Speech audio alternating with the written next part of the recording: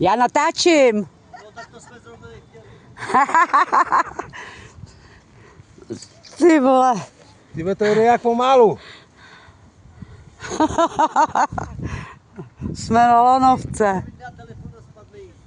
Ty vole, to by byla prdel, veď? Ale ty jdou pěšky, těm to nezávidím, ale...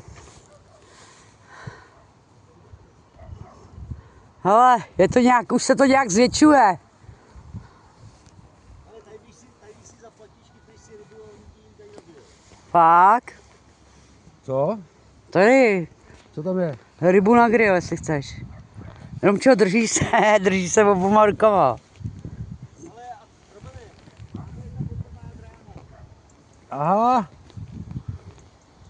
Hele, ale ryba na grill, no, to je taky tak, jo. Kdyby tam plavalo vepřový aspoň. Takový buček. Chytneš rybu, flákneš tu tam rybu a ať tě dá maso z držáku. Jo. Ty vole, to je vejška jako kráva. Ne? No ale prdel by bolela, kdyby jsme spadli, ty jo. Ty, já už jsem lanovkou nejela, ani nepamatuju. Jo, naposledy Mariánkách. V Mariánkách. No, tou kabinkovou, ne? Jo. No jo, ale to byla krátká, to je taková dlouhá.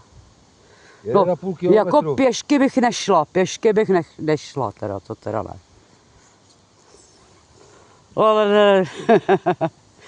Kdyby se aspoň houpalo ještě. Takže jedeme na koruny stromů. Podle sloupu, tak z takovýhle výšky se spadnou. Fakt? No teda, Aha. ty vole, jsme nějak fakt vysoko, viď? No to nevypadá, ale já se... No, to si tě zdá.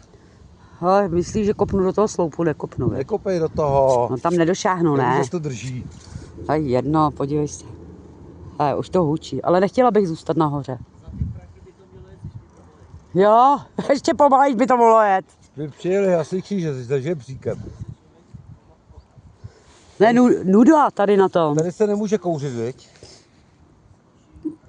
I když domy tady, tak to dímne, že jo? A kouřit tady na tom, no. Ale že to je sjezdovka tohleto. No.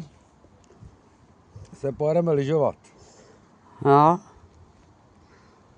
No, taky jedeme teda do koruny stromů.